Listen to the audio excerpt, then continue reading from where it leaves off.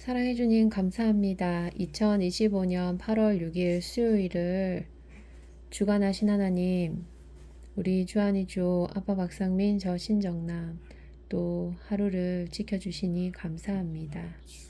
늦은 시간 가운데서도 일터에 나가 있는 아빠 박상민을 하나님께서 지켜주시고 맡은 직무를 지혜롭게 잘 감당할 수 있도록 하나님께서 지혜를 허락하여 주시고 위험천만한 일들 가운데서도 하나님께서 피할 길을 내어주시며 지켜주시고 보호하여 주셔서 오가는 길 가운데서도 차량 사고 없게 무사히 집에 귀가할 수 있도록 아버지 인도하여 주시고 돌보아 주옵소서.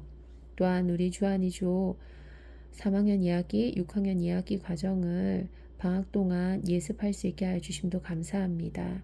주한이는 분수 나누기 분수를 하면서 다양하게 외워야 하는 것도 참 잘 외웁니다. 하나님, 외울 수 있는 지혜도 허락하신 하나님 감사합니다. 우리 주호는 두 자릿수 곱하기 두 자릿수를 할 때에도 1의 자리에 숫자와 10의 자리 계산한 숫자를 더하여 올림하여 잘 계산할 수 있는 훈련을 이번 여름방학에도 잘 감당하게 하여 주시고 이단원에 가서도 우리 주한이 주호가 수학을 즐겨 할 수 있게 하시고 낙담하거나 스스로를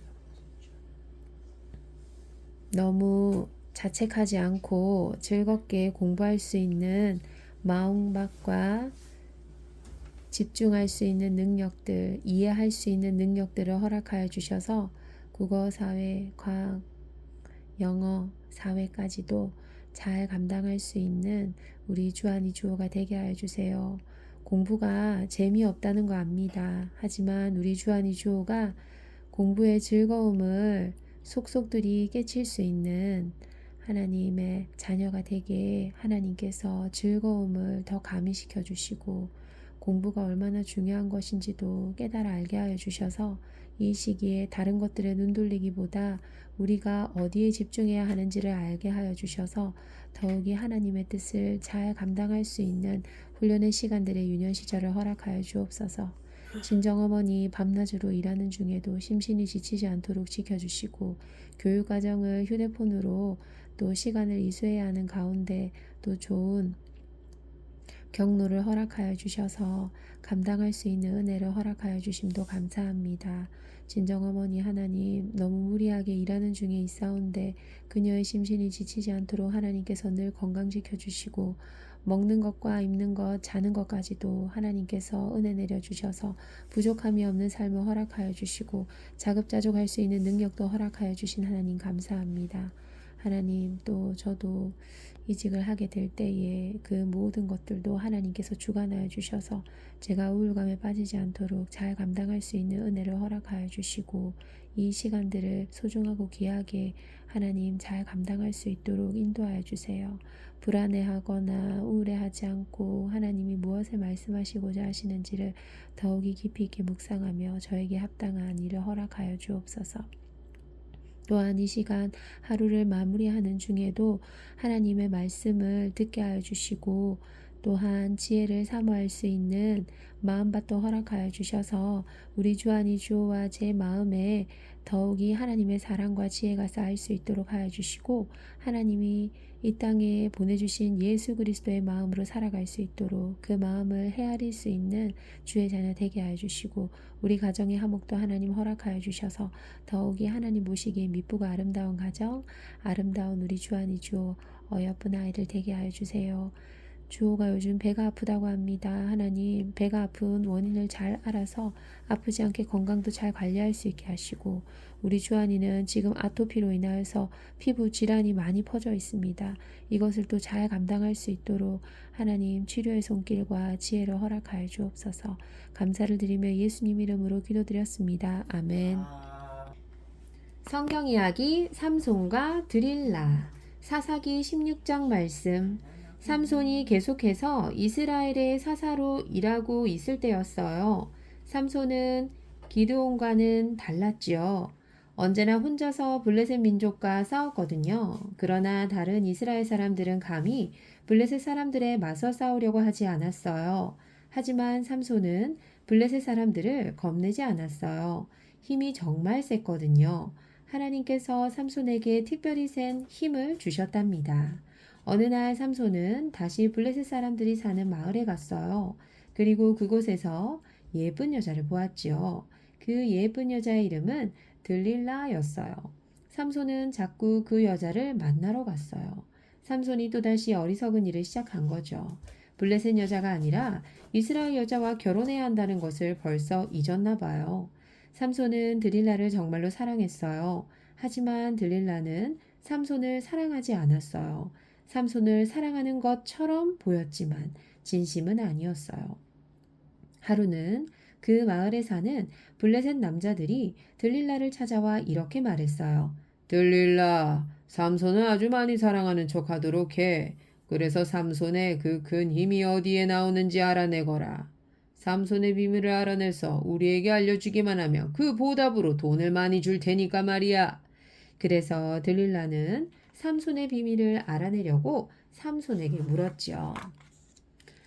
당신이 그렇게 힘이 센 이유가 뭔지 이야기해 주세요. 삼손은 드릴라에게 그 비밀을 얘기해 주지 않았어요. 삼손이 비밀을 얘기하지 않자 들릴라는 화를 냈어요. 화가 난 들릴라는 삼손에게 이렇게 말했어요. 그럼 여기서 나가요. 그 말에 삼손은 무척 슬퍼했죠. 삼손이 말했어요. 그래, 알았어. 너한테만 비밀을 말해줄게. 만약 7가닥으로 꼰 튼튼한 새 밧줄로 나를 꽁꽁 묶으면 나는 꼼짝 못하게 돼. 힘이 쭉 빠져서 보통 사람처럼 되지. 그 말을 듣고 드릴라가 중얼거렸어요. 그 말이 정말인지 어디 한번 확인해 봐야겠어요. 드릴라는 7가닥으로 꼰 튼튼한 새 밧줄을 구해 왔답니다. 그리고 마을의 남자들을 찾아가 말했죠. 당신들은 문 뒤에 숨어 있으세요. 내가 삼손을 꽁꽁 묶어놓고 소리를 지르면 들어와 삼손을 잡아가세요. 이런 나쁜 일을 꾸미고서 드릴라는 뻔뻔하게도 삼손에게 아주 친절한 척 굴었답니다. 들릴라는 7가닥으로 꼰 밧줄로 삼손의 팔과 다리를 꽁꽁 묶었어요. 아무것도 모르는 삼손은 드릴라가 장난을 치는 줄 알고 오히려 재미있어 했지요. 드릴라가 자기를 속이고 있는 줄은 꿈에도 몰랐어요. 삼손을 다 묶은 드릴라는 갑자기 소리를 질렀어요. 삼손! 블레셋 사람들이 당신을 잡으러 오고 있어요. 그래? 그놈들이 어디 있지? 그렇게 말하면서 삼손은 벌떡 일어나 두 주먹을 불끈 쥐었어요. 그러자 7가닥으로 꼰 밧줄은 썩은 줄처럼 끊어져 버렸어요. 삼손은 이미 블레셋 사람들과 싸울 준비가 끝나 있었어요. 그걸 본 블레셋 사람들은 걸음아 나 살려라 하고 도망가 버렸답니다. 드릴라는 삼손이 자기를 놀렸다는 것을 알게 되었어요. 몇 주가 지나고 드릴라는 삼손에게 다시 같은 것을 물어봤어요. 당신의 그 놀라운 힘이 어디서 나오는 거죠?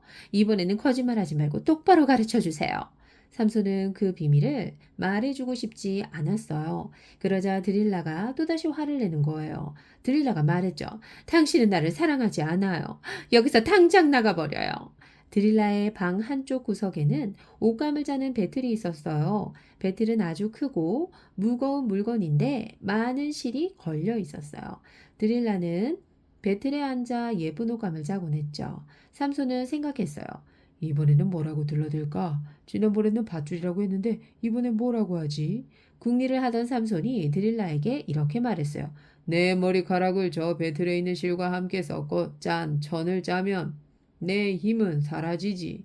나는 힘을 잃고 보통 사람처럼 돼버려. 드릴라가 말했어요.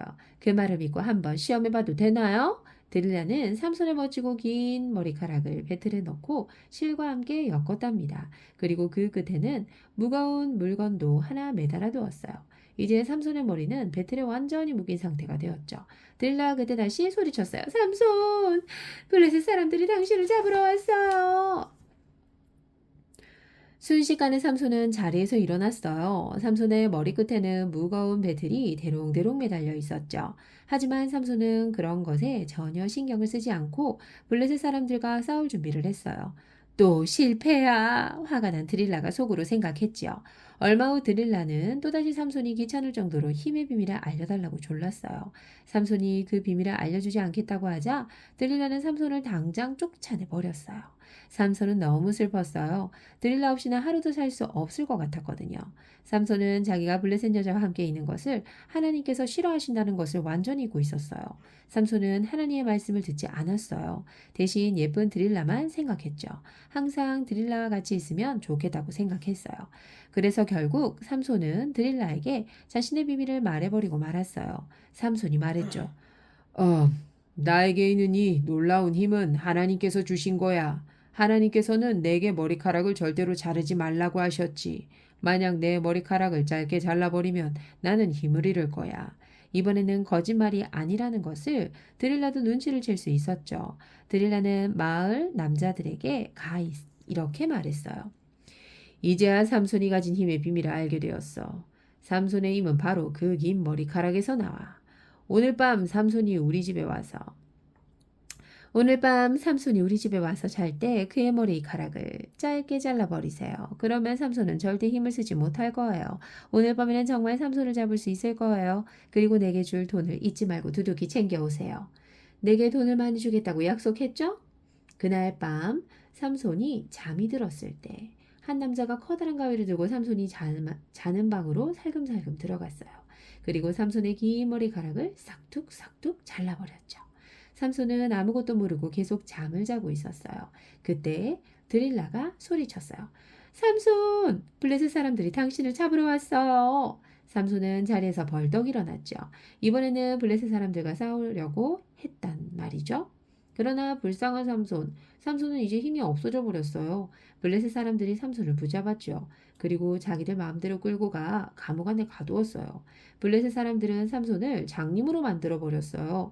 블레셋 사람들은 앞을 못 보는 삼손이 블레셋 사람들을 괴롭히는 일은 앞으로 절대 없을 거라 생각했죠. 그러나 그들의 생각은 결국 보기 좋게 틀리고 말았어요. 그제야 삼손은 드릴라가 자기를 속였다는 것을 깨달았죠. 드릴라는 자기를 사랑하지 않았어요. 삼손은 생각했죠. 내가 감옥에 갇힌 것은 다 내 잘못이야. 내가 하나님의 말씀을 듣지 않아서 생긴 일이야. 하나님을 믿고 살았으니 난 정말 큰 죄를 지은 거야. 감옥에 갇혀 있는 동안 삼손의 머리카락은 다시 자라기 시작했죠. 어느 날 블레셋 나라에 큰 잔치가 열렸어요. 블레셋 사람들이 믿는 신인 다곤을 위한 잔치였죠. 잔치를 벌이려고 많은 사람이 커다란 건물에 모여들었어요. 그곳은 바로 다곤 신전이었죠. 그 신전에는 커다란 기둥이 2개 있는데 이 2기둥이 다곤 신전의 지붕을 떠받치고 있었어요. 블레셋 사람들은 기분이 좋아서 이렇게 떠들어댔어요. 우리의 다곤 신께서 삼손을 잡도록 도와주셨어. 그들은 삼손을 감옥에서 끌고 나왔어요. 그리고 다곤 신전으로 데리고 왔죠. 블레셋 사람들은 모두 다 삼손을 비웃었어요. 하하하하, 저 삼손의 꼴 좀 봐. 예전에 가장 강한 힘을 가진 그가 다 어디로 간 거야? 삼손, 우리의 다곤신이 훨씬 힘이 세다는 걸 이제 알겠지? 그 말을 들으며 삼손은 생각했지요. 다곤신보다 하나님께서 훨씬 더 강하다는 것을 저 블레셋 사람들에게 보여줄 수 있다면 얼마나 좋을까? 세상에서 가장 힘이 센 분은 하나님이시다. 다곤은 우상일 뿐이라고. 그리고 삼손은 기도하기 시작했어요. 하나님, 저에게 딱 한 번 더 힘을 주세요. 저 블레셋 사람들에게 하나님께서 온 세상의 주인이시며 가장 힘이 센 분이라는 것을 보여주세요. 그 순간 삼손은 온몸에서 예전과 같은 힘이 솟는 것을 느꼈답니다. 삼손은 앞을 볼 수 없었어요. 하지만 그의 손과 말은 아직도 튼튼했지요. 삼손은 다곤 신전을 떠받치는 2기둥을 있는 힘을 다해 밀어냈답니다. 그러자 기둥이 부러지면서 신전의 기둥이 와르르 무너져 내렸답니다. 그때 다곤 신전에는 많은 사람이 모여 있었어요. 신전의 지붕과 벽이 그 많은 사람 위로 떨어졌어요. 그곳에 있던 사람들은 모두 죽어버렸답니다. 삼손이 있는 곳의 벽도 무너져 내렸죠. 삼손 역시 그 밑에 깔려 죽고 말았어요. 하지만 삼손은 슬퍼하지 않았답니다. 하나님께서 계신 하늘나라에 가게 되었으니까요. 다곤 신전은 완전히 부서졌고 그곳에 있던 사람들은 모두 죽었어요. 이렇게 해서 삼손은 마지막으로 온 세상의 주인은 다곤이 아니라 하나님이시라는 것을 모든 블레셋 사람들에게 보여주었답니다. 아멘. 신라 가야의 건국과 발전, 바다에서 온 석탈해. 때는 박혁거세 거서관이 하늘에 오르기 전 금성에서 열심히 서라벌을 다스리는 시기였어요. 절석 파도가 바위에 부딪혔어요. 서라벌 남쪽 끝에 국가 다파나국 절석. 아직 멀었느냐 끙끙. 나왔습니다 마마. 왕비님이 방금 출산하셨습니다. 오, 그게 정말이냐. 다행이구나. 아이를 뵌 지 7년이 지나도록 소식이 없어 무척 걱정을 했다. 뱃속에 애를 7년 동안? 자, 7년 동안 왕비의 뱃속에 있던 장한 녀석의 얼굴을 좀 볼까? 여기 있어와요, 마마. 이건 무슨 알이요? 타조알보다 2배로 더 큰 것 같소. 7년 동안 저 뱃속에 있던 마마의 자식인가? 예, 그렇습니다. 불길하군. 버려. 길. 허걱.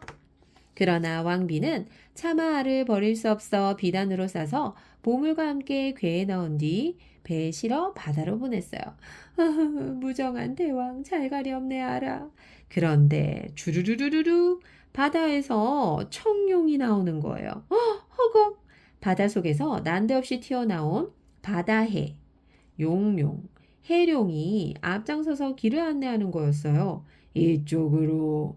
그렇게 말해봤자 여기 날밖에 없어. 얼마 후 작은 배는 가락국의 앞바다에 도착했지만 그곳에는 아무도 배를 거들떠보지 않았어요. 알을 실은 배는 다시 천천히 흘러갔지요. 혁것에 거서간 39년 진한 아진포 지금의 경상북도 영일만. 아진의선님 바닷가에 가시는 거예요? 응, 바닷가에서 조개 좀 주워오려고. 아유, 안녕하세요. 호호호.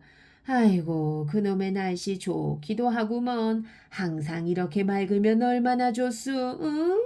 웬 까치떼들이 저렇게 모여있누? 까마귀가 아니고 까친디. 저 배에 나무도 없나? 끼, 촤촤.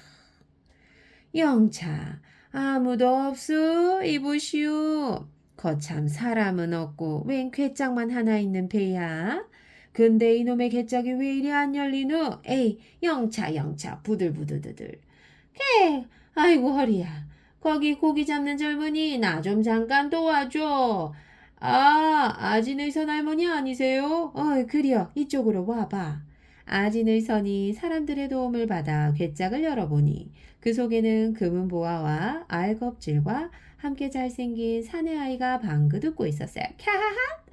에그머니, 세상에 이게 대체 어찌된 일이야? 금은보화야 그렇다 치고 어떻게 아이가 이런 괴짝 속에. 할머니가 혼자 사시니까 용왕님이 보내주셨나 봐요. 아진의선은 집으로 아기를 데려가 키우기 시작했고 이름은 석탈해라 지어주었어요. 배에 가치가 많았으니 성을 석으로 하고 알을 깨고 나왔으니 이름을 탈해라고 해야겠구나. 탈해라 마음에 드는 이름입니다 할머니. 아이고 갓난애가 말을 하네. 갑자기 떨어뜨리면 아프다고요. 응애. 저는 사실 다파나국 왕자예요. 우리 엄마는 정여국 공주인데 다파나국 왕에서 시집가서 절 낳으셨죠. 그런데 제가 처음엔 알로 태어나자 우리 아빠가 버리라고 했어요. 엄마 덕에 버려지진 않고 이렇게 괴짝 속에 콕콕콕. 이야기는 보통 아기가 아니구나. 공부를 가르쳐서 큰 인물로 만들어야겠다. 할머니의 정성스러운 보살핌 덕에 석달에는 지혜롭고 늠름한 청년으로 성장했어요. 영차, 도암산에 오르면 언제나 기분이 상쾌하다니까. 응? 야, 저 집은 자리가 좋아서 큰 기운이 뻗치고 있구나. 좋았어. 저 집은 내가 가져야겠다. 하하하하. 볼짝 탐을 넘어들었어요. 아무도 없지? 두리번. 석탈에는 자신이 점찍어둔 집에 밤늦게 몰래 들어갔어요. 그리고 그 집 마당 구석구석에 땅을 파서 자기가 가져온 숯을 묻어두었어요. 이렇게 숯을 묻어두면 이 집을 내 것으로 만들 수 있지. 그리고 몇 년 후 쾅쾅쾅 집에 아무도 없습니까? 아니 니신데 이른 아침부터 문을 두드리는 거요. 이 집의 원래 주인이 왔다고 전해주시게. 집주인 호공은 혁거세 왕에게 충성하여 높은 벼슬을 누리고 있었던 사람이에요. 호공은 자기가 살고 있는 집에 원래 주인이 왔다는 말을 듣고 크게 놀랐어요. 그게 무슨 소리냐? 이 집의 원래 주인이라니. 여기는 오래전부터 내가 살고 있던 내 집이다. 허허, 이 집터는 저희 조상 대대로 살아오던 곳입니다. 호공께서 이 집터를 오랫동안 사용하셨으니 이젠 그만 돌려주십시오. 헛소리 마라. 그런 헛소리로 남의 집을 빼앗으려 하다니 못된 놈이구나. 호공과 석탈에는 집의 소유권을 두고 싸우던 끝에 임금인 남의 차차홍에게 판결을 부탁했어요. 오호, 갑자기 나타나서 집을 달라고 하더니 괴상한 놈이로구나. 집이 아니라 조상님이 물려주신 땅이 필요한 것입니다. 조상님께서 물려주신 땅을 남에게 넘겨주는 건 조상님께 죄를 짓는 일이지요. 마마, 저것은 거짓말일 것입니다. 집을 들고 옮길 수도 없는 일. 땅을 얻으면 당연히 집도 생기니 수작을 부르는 것이 아니겠습니까? 수작이 아닙니다. 그 땅은 분명히 제 조상들이 살아오던 곳이었습니다. 그게 사실이라는 증거라도 있느냐? 증거가 없다면 너에게 벌을 내리겠다. 아이고 옳거니 잘 됩쇼. 증거요? 물론 증거가 있습니다. 뭐시? 우리 조상들은 대대로 대장간을 했지요. 그러니 집 주변을 파보면 아마 숯 같은 것들이 나올 겁니다. 허허, 그렇다면 호공의 집 주변을 파보면 답이 나오겠구나.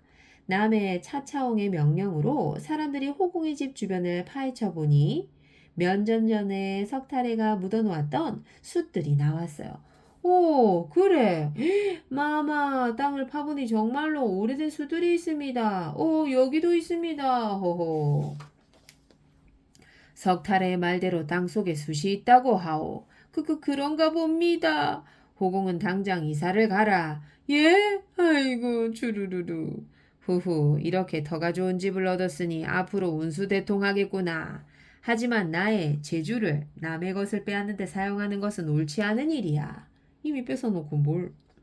이제부터라도 내 능력을 남을 돕는 데 쓰도록 하자. 그 후로 석탈에는 자신의 뛰어난 능력으로 많은 사람들을 도와 서랍을 해서 크게 칭송을 받았다. 물은 낮은 곳으로 흐르니까 이렇게 연결하면 가뭄 걱정은 없습니다. 만세! 와, 석탈해님 정말 대단하십니다. 물길을 내어 우리가 필요한 곳에 물을 대어주시는 일을 도우시다니 고맙습니다.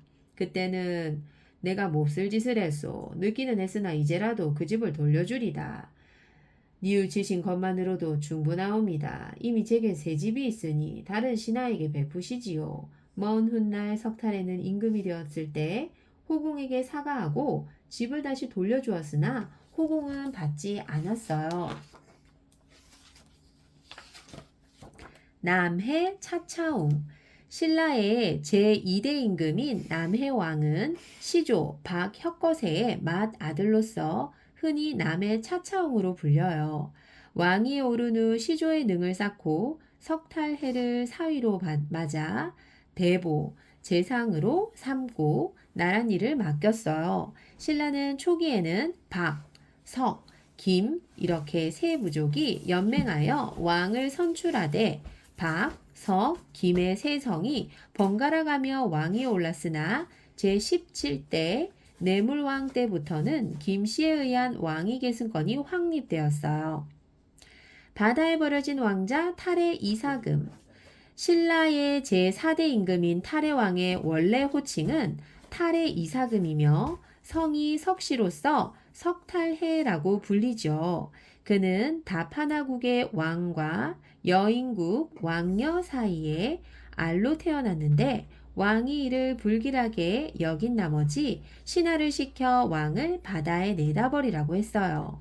그래서 이 알을 괴짝에 넣어져 바다를 떠다니던 중 기원전 19년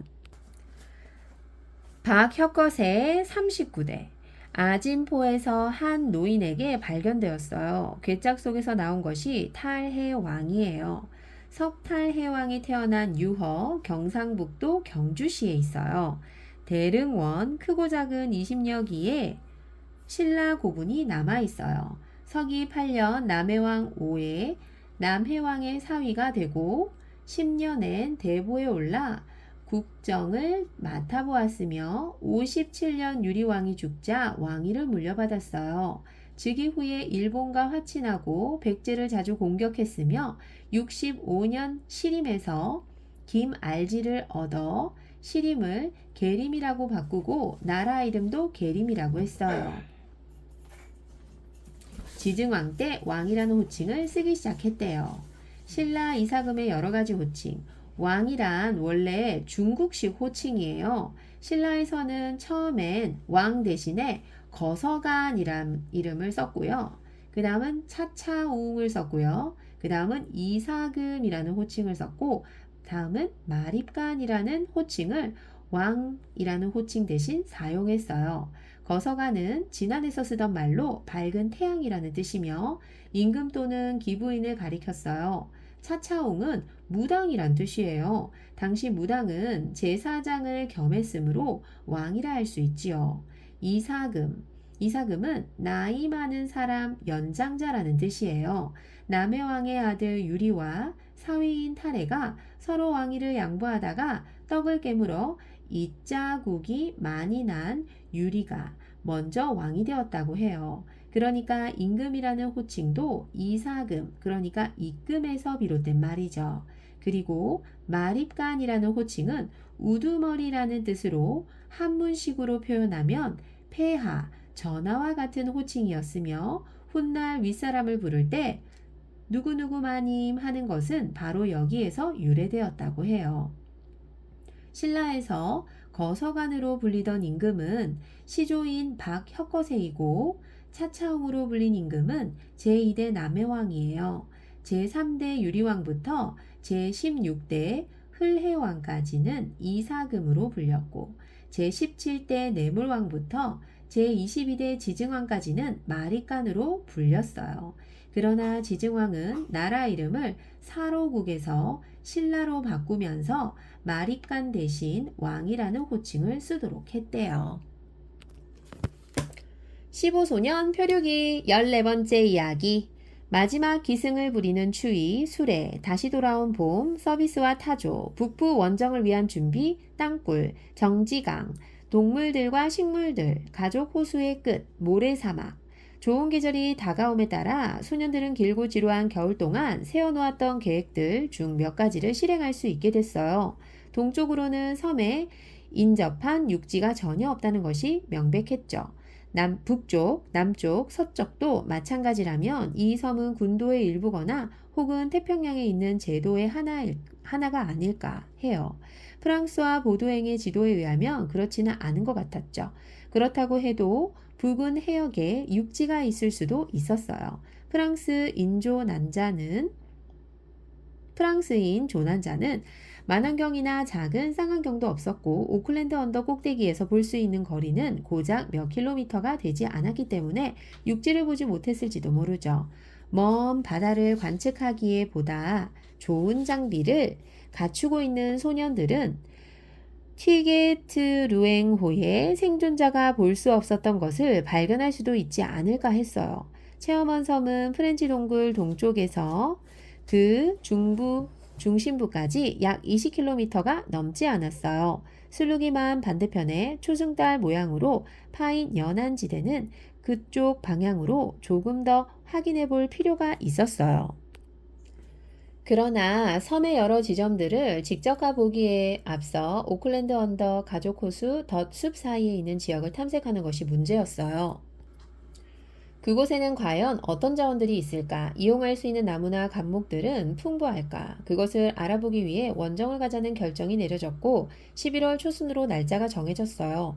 그렇지만 천문학적으로는 봄이 시작되었다고 해도 꽤 위도가 높은 체험원 섬에서는 봄의 기운을 아직 느낄 수가 없었어요.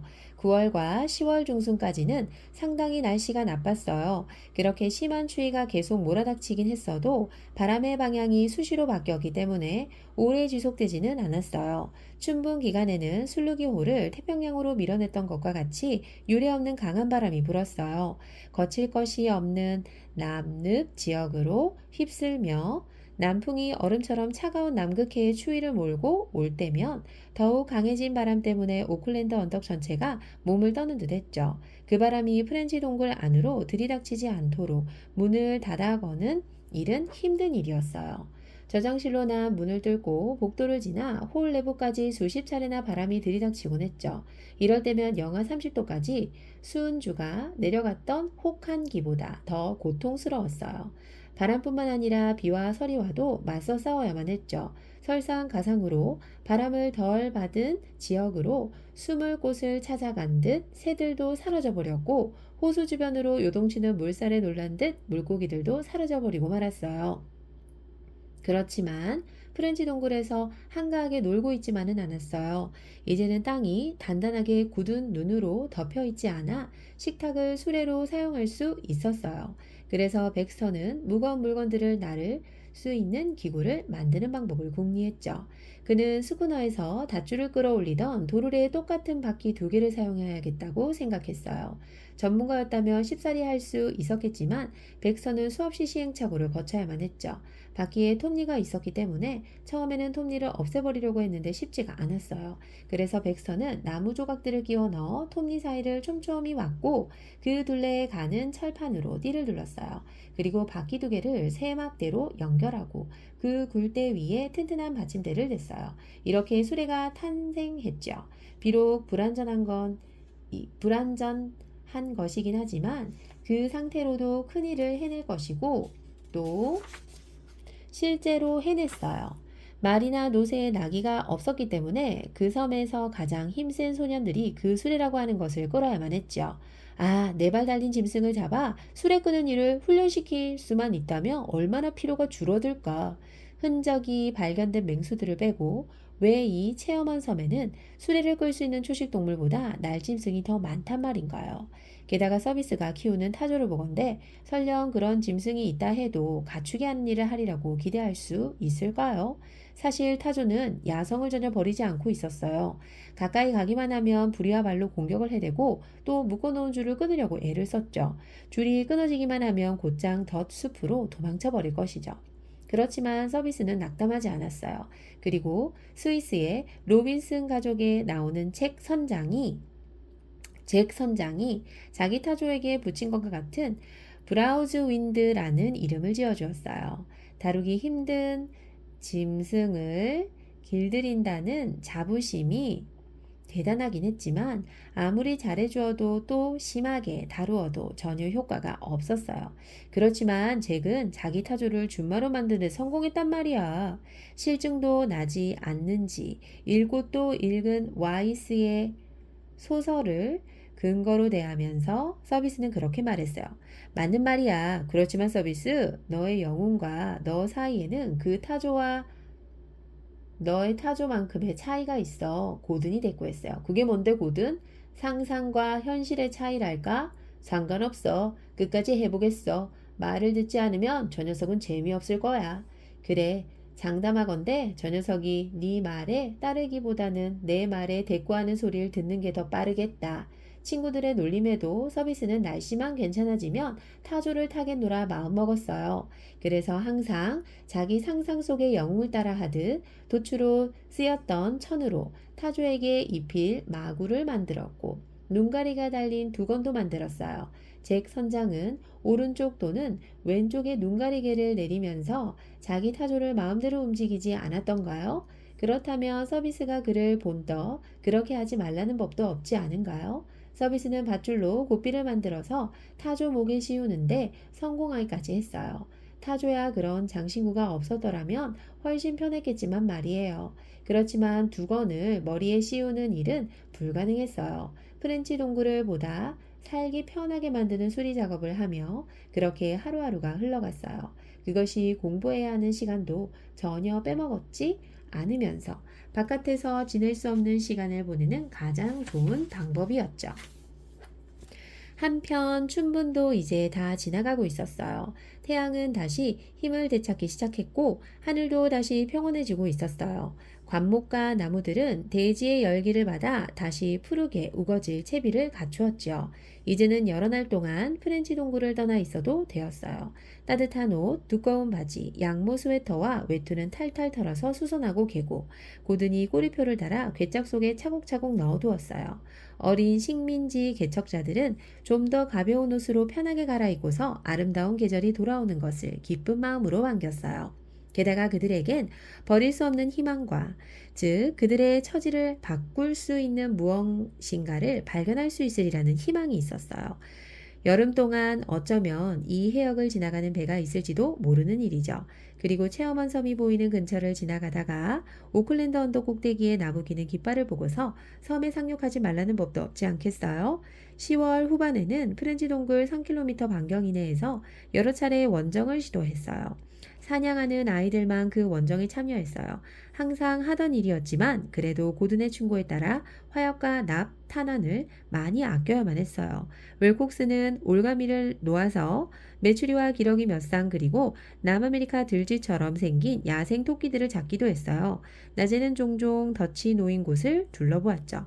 왜냐하면 이 사냥꾼들에 앞서 자칼이나 살쾡이들이 사냥감을 채가기 때문이에요. 사실 기껏 사냥을 해서 끈덕지게 달라붙는 그 맹수들 밥이나 주는 꼴이라면 분통 터지는 일이 아닐 수 없었어요. 손을 보아 놓아둔 예전의 덫과 새로 숲 근처에 놓은 덫에 그런 못된 짐승들이 몇 마리 잡히기도 했어요.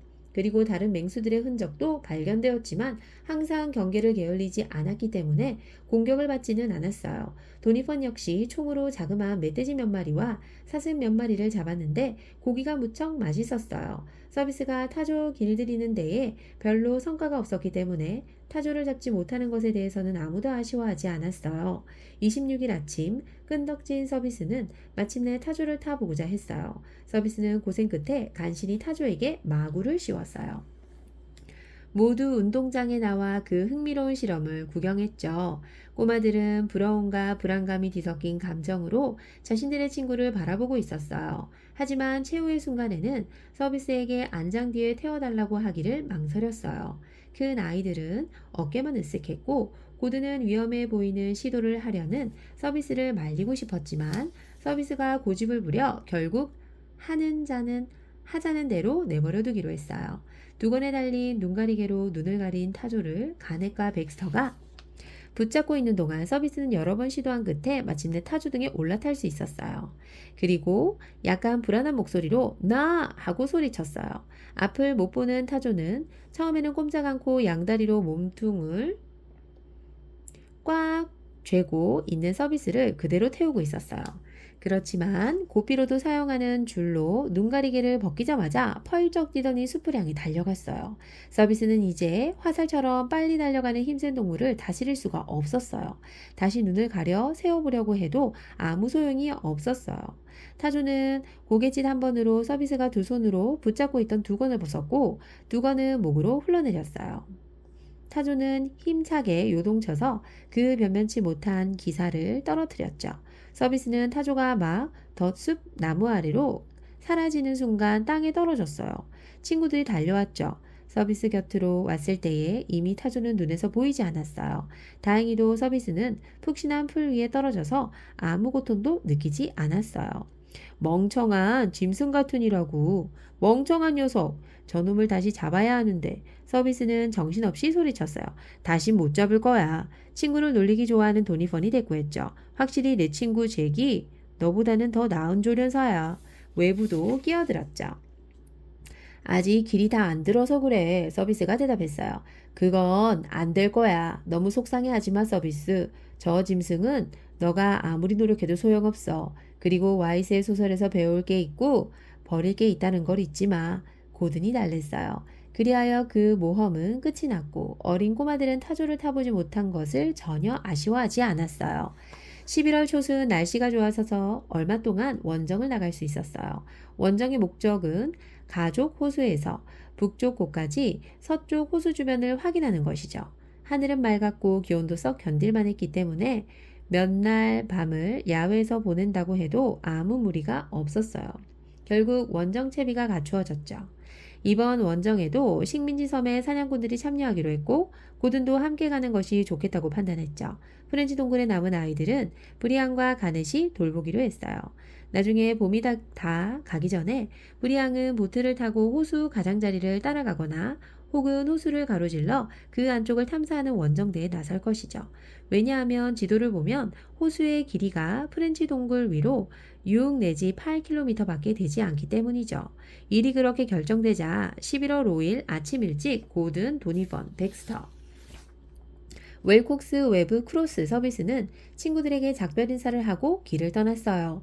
프렌치 동굴에서의 일상생활은 전혀 변한 것이 없었어요. 아이버슨과 젠킨스, 도울과 코스타는 일하는 시간 외에는 습관처럼 호수와 강에서 낚시질을 했어요. 낚시는 그들이 가장 좋아하는 오락이었어요. 모코가 어린 원정대를 따라가지 않는다고 해서 대원들이 형편없는 식사를 하게 되지는 않을 것이죠. 모코가 요리할 때 가장 자주 모코를 도왔던 서비스가 있었어요. 서비스는 원정대에 참여하여 한껏 솜씨를 발휘했어요. 혹시 서비스는 자기 타조를 다시 만나기를 기대하는지도 모르겠죠. 고든, 도니펀, 웰콕스는 소총을 가지고 갔어요. 게다가 허리에는 모두 권총을 차고 있었죠. 사냥용 칼과 낫 2자루를 갖추니 장비는 완전했고 화약과 탄환은 공격을 받거나 혹은 사냥감을 잡을 때 다른 방법이 없는 경우에만 사용하기로 했죠. 탄약을 아끼기 위해 백서는 제대로 다시 손질한 라조아 볼라를 가지고 갔어요. 백서는 얼마 전부터 그 사용법을 연습했죠. 머리는 별로 뛰어나지 않지만 손재주가 좋은 백서는 곧 그 기구들을 사용하는 데 익숙해졌어요. 사실 그때까지는 움직이지 않는 물체만을 노렸기 때문에 존속력으로 달아나는 짐승도 잡을 수 있을지는 알 수 없었어요. 이제는 그의 솜씨를 볼 수 있을 것이죠.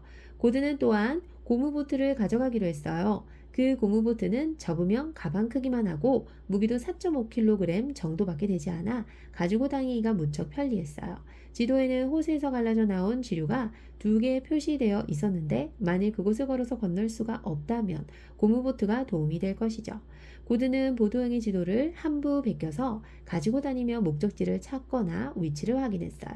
그 지도에 따르면 가족 호수의 서쪽 가장자리는 그 구불구불한 것을 감안해 볼 때 길이가 30km 정도였어요. 따라서 지체하는 일이 생기지 않아도 탐험에는 최소한 왕복 사흘이 걸릴 것이죠. 판을 앞세운 고든과 친구들은 더 숲을 왼쪽에 두고 지나쳐서 쟁걸음으로 강변의 모래땅을 걸었어요. 3km를 걷자 그들은 프렌치 동굴에 자리 잡은 이후 가장 먼 곳까지 원정을 오게 되었어요. 그곳에는 코르타 데레스라는 키가 큰 풀들이 덤불을 이루어 자라고 있었고 그 덤불들 중에는 가장 키가 큰 아이들 머리까지 올라오는 것도 있었어요. 덤불 때문에 길을 가는 것이 약간 늦어졌죠. 그렇지만 아쉬울 것은 없었어요. 판이 땅굴 앞에 멈췄기 때문이죠. 굴은 6개쯤 되었어요. 분명 판은 굴 속에서 어떤 짐승 냄새를 맡은 것이죠. 그래서 도니펀이 어깨에서 총을 내리는데 고든이 말렸어요. 화약을 아껴. 제발 화약을 아끼라고.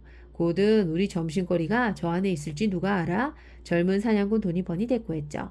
우리 저녁 식사도 막 굴속으로 몸을 숙인 서비스가 덧붙였죠. 만약 있다면 총을 쏘지 않고서도 저놈들이 뛰쳐나오게 만들어야지. 웰콕스가 말했어요. 그러자 외부가 물었어요. 어떻게? 족제비나 여우굴을 사냥할 때처럼 연기를 풍기는 거야. 웰콕스는 재빨리 덤불숲 사이 땅을 덮고 있던 마른 풀을 주워와 동굴 입구에 불을 놓았어요. 잠시 후 12마리쯤 되는 토끼들이 반쯤 질식한 채 모습을 나타냈어요. 토끼들은 도망치려고 했으나 소용이 없었어요.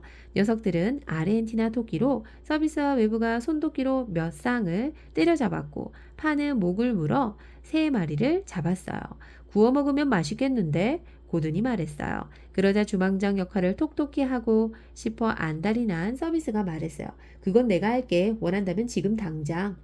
첫 번째 쉴 때 하자. 고든이 대답했어요. 높이 자란 코르타데레스 숲을에서 빠져나오는 데만 30분이 걸렸어요. 그곳을 지나니 군데군데 모래 언덕이 길게 줄지어서 모래밭이 다시 나타났어요.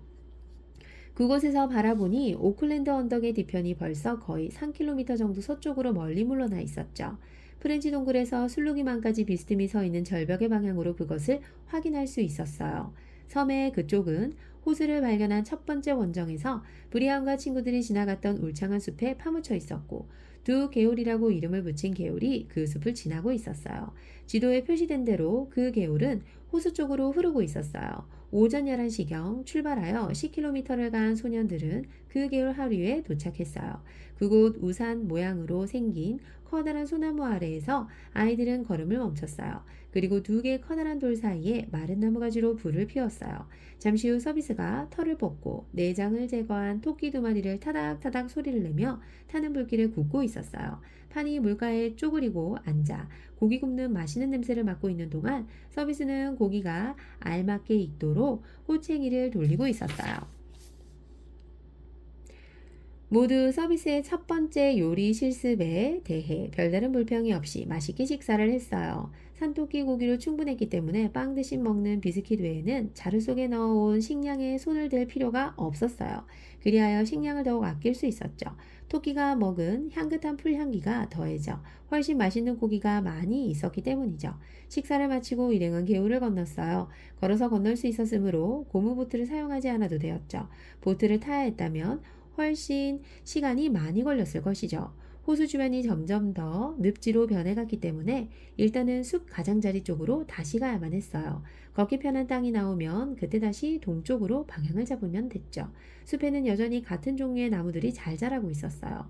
너도밤나무, 자작나무, 푸른 참나무, 다양한 소나무들이었는데 나무가지 사이로 붉은 머리 딱따구리, 흰 도가머리 딱새, 굴뚝새, 나뭇잎 아래에서 깨악깨악거리는 나무 발바리새 등 수많은 아름다운 새들이 날아다니고 있었어요. 그리고 공중 저 높은 곳에는 콘도르, 검은 독수리, 남아메리카 해역에 자주 나타나는 탐욕스러운 독수리 몇 쌍이 맴돌고 있었어요. 아마도 로빈슨 크루소 생각이 났기 때문이었겠지만 서비스는 이 섬의 조류 중에 앵무새 무리가 없는 것을 아쉬워했어요.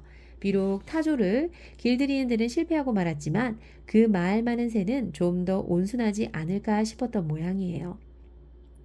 그러나 앵무새는 한마디로 눈에 띄지 않았어요. 아무튼 사냥감은 많았죠. 산토끼, 천상갑, 그리고 뇌조가 특히 많았어요. 고드는 도니펀이 멧돼지 한 마리를 잡는 것을 막을 수 없었어요. 그날 저녁에 먹지 못하면 다음날 점심에 먹으면 될 것이죠. 걷기가 더 힘든 나무 아래로 굳이 지나갈 필요는 없었기 때문에 그들은 오후 5시가 될 때까지 숲 가장자리만 따라 걸었어요. 그런데 너비가 약 12m 되는 또 하나의 강이 그들이 가던 길을 가로막았어요. 그 강도 호수의 물이 흘러나와 생긴 것으로 오클랜드 언덕 북쪽을 돌아 슬루기만 넘어 태평양으로 흘러들고 있었죠. 고드는 그곳에서 잠시 멈추기로 했어요. 하루에 20km면 충분히 걸었기 때문이죠. 그동안 강에 이름을 붙였어요. 그 강가에서 잠시 멈추기로 했기 때문에 그 강을 정지강이라고 하기로 했죠. 아이들은 강가에서 가장 가까이 자라고 있는 나무 아래에 재빨리 야영지를 만들었어요. 뇌조는 다음 날 먹기로 하고 또다시 산토끼를 요리했어요. 이번에는 서비스는 자기 역할을 톡톡히 했어요. 사실 먹고 싶은 생각보다 자고 싶은 생각이 간절했거든요. 비록 배가 고파서 입은 움직였지만 졸음으로 눈이 저절로 감겨왔어요. 그래서 불을 활활 지피자마자 그 둘레에 모든 담요를 둘둘 만 채 누웠어요. 웰콕스나 도니펀이 번갈아가며 불이 꺼지지 않게 지키기로 했고 맹수들이 가까이 오지 못하게 하기에는 환하게 타오르는 불빛으로 충분했죠. 결국 아무 이상 없이 하룻밤을 보낸 아이들은 이른 아침 모든 길을 떠날 채비를 했어요. 그렇지만 강의 이름을 붙이는 것만으로는 충분하지 않았죠. 그 강을 건너야 했거든요. 걸어서 건너기에는 강이 깊었기 때문에 고무보트를 사용하기로 했죠. 약한 고무보트에는 딱 한 사람씩만 탈 수 있었어요.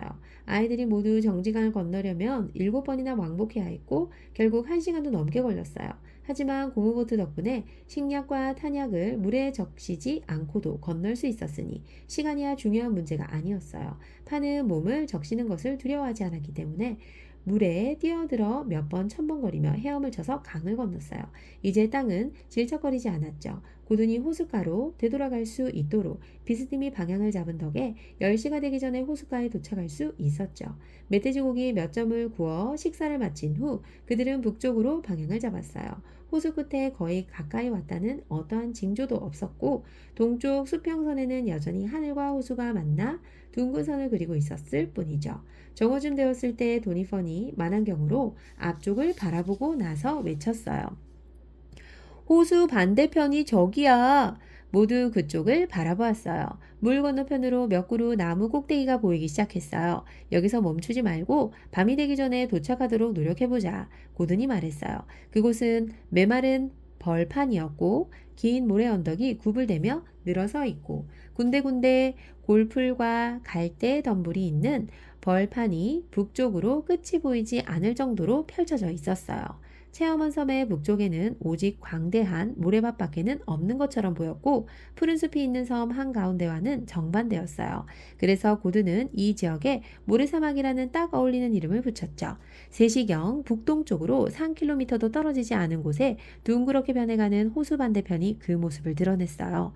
그곳에는 바다 위 암초에 내려앉은 가마우지, 바다제비, 농병아리 같은 바다새 말고는 아무 생물도 살지 않는 버려진 곳처럼 보였죠. 만일 슬루기호가 이 황량한 해안에 닿았더라면 어린 조난자들은 이 섬이 자원이라곤 전혀 없는 곳이라고 생각했을 거예요. 이 사막 속에서 아무리 찾아보았자 프렌치 동굴과 같은 안락한 거처는 발견하지 못했을 것이죠. 그리하여 스쿠너에서 살 수 없게 되었을 때 어디서 거처를 찾아야 할지 알 수 없었을 것이죠. 섬 북쪽에 사람이 살 수 없다는 것을 확인하기 위해 그 방향으로 더 멀리 갈 필요가 있을까? 호수 오른쪽은 차라리 다음번 원정 때 가보는 것이 더 낫지 않을까. 그쪽에는 또 다른 숲이 있어 풍부한 자원을 제공할지도 몰랐죠.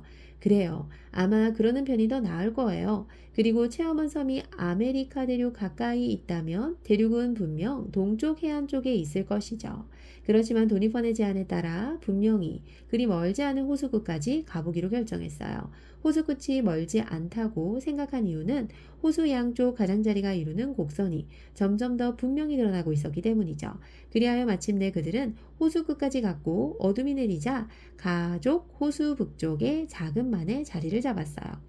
그쪽에는 나무 한 그루 자라지 않았고 심지어 풀숲이나 이끼 혹은 마른 지으류조차 없었어요. 불을 피울 만한 것이 없었기 때문에 가방 속에 담아온 식량을 담아온 식량을 먹을 수밖에 없었고 몸을 피할 곳도 없어서 모래밭 위에 담요를 깔 수밖에 없었어요.